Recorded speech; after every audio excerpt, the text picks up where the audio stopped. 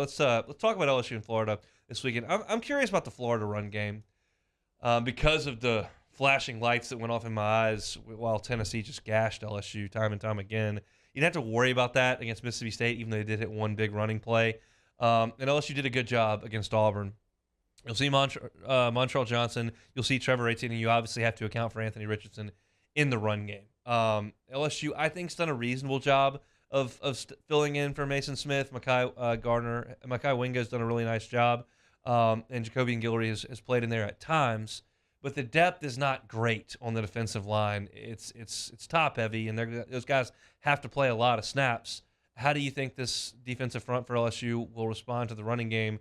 And I'll ask you kind of an add-on to that. Where does Harold Perkins fit in at linebacker, and what does he do this week?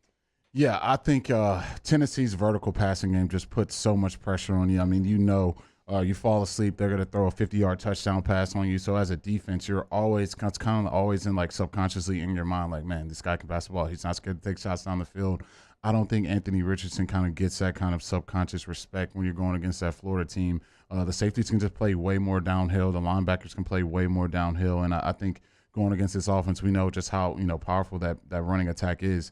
The last thing you can do is kind of let those guys get going, where it's kind of the exact opposite for Tennessee. It's like, man, these guys can really pass the ball. We can't let him light us up for 400 yards passing. So just that alone, I think, will kind of help this defense, kind of be a little more stout in the run game. And obviously the tempo that Tennessee's going at, you're not going to, have to deal with that. You're going to be able to substitute and get fresh bodies in there. So I think for a 4-quarter football game, that's going to help you a ton more in stopping the run, which we've seen this defense kind of do throughout the season, which is why I was kind of confident that they'd be doing that against Tennessee. But I think as far as Harold Perkins goes, I would love to see him as stack backer, and then obviously when we get into a third down situations, get him rushing off the edge. But I think they kind of want him playing the edge full time, which I think if you're a coordinator, you can kind of, chip him. You can kind of run the other way.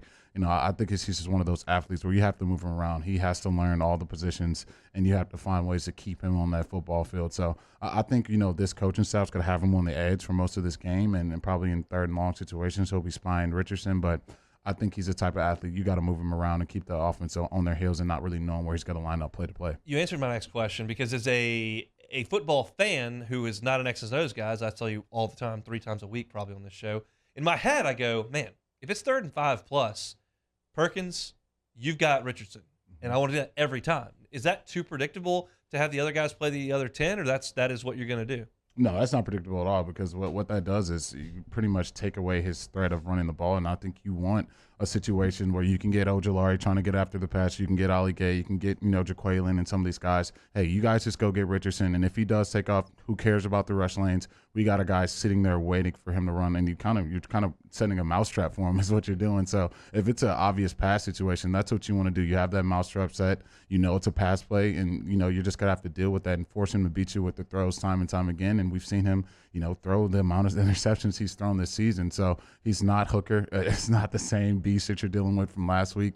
This is a guy who will turn the ball over. This is a guy who will. He's not, signed till delivered to, light you up for 300-plus passing yards week in and week out. So, no, I don't think that's a bad thing at all. I think if it's an obvious pass situation, get your best athletes behind that guy. If he decides to run, you got a guy who can just run as fast as him and tackle in open space, and you feel good about him not really killing you with his legs.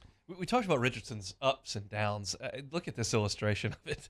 He goes against Utah. He runs the ball 11 times for 106 yards and 3 touchdowns.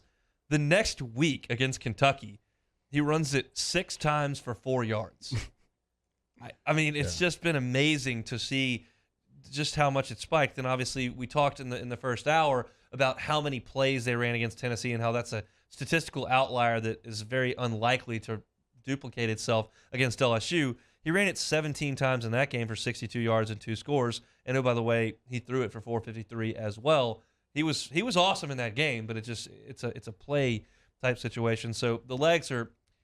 There's one thing. There's a quarterback that can move a little bit. Joe Burrow can move a little bit. You got to worry about it a little bit.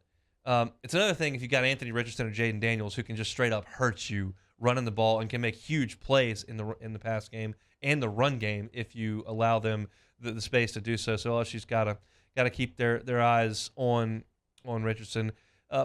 Johnson and Etienne are the two running backs that we mentioned, and they've really shared the workload. In fact, it's down almost to the carry. 46 carries for Johnson, 45 for Etienne, and then 47 for Richardson. They've also sprinkled in Naquan Wright for 44 carries. So all of those guys are literally between 44 carries and 47 carries. It's not a lead back situation. It's a deal where they're going to funnel guys in. And again, that goes back to the depth that LSU's got up front. They're going to have fresh legs coming out of most of the game. You gotta show up and make tackles. Yeah, you definitely do. And that's kind of the same kind of thing we heard last week about Tennessee. Well, they don't really have a dominant runner. They don't really have that guy back there. And then they light you up for 200-plus rushing yards. There goes Jabari Small. Yeah, right down the edge. So I think they kind of learned that lesson, and hopefully they can apply that to how they execute in the game. That, look, it may not be Najee Harris back there or one of these guys you've gone against in the past, but if you don't stay disciplined to your rush lanes, if you don't stay disciplined to tackling guys in open space, these are SEC athletes. These are Power 5 kids. Like, they're going to make you miss. They can embarrass you. So you got to stop that run game. I think you've kind of seen moments this season where they have done an amazing job of that, but they got to get back to that. And I think if you can, it's going to really, really help you win this football game. How excited and relieved are Jaquelin Roy and Mekhi Wingo, I keep doing that, Mekhi Wingo and Greg Penn going to be when they make a stop for a 3-yard gain on first down and Florida resets and goes and looks at the sideline, does a little huddle, hangs out, and they're like, oh, they're not going right immediately now? I can sit here for a second? That's great.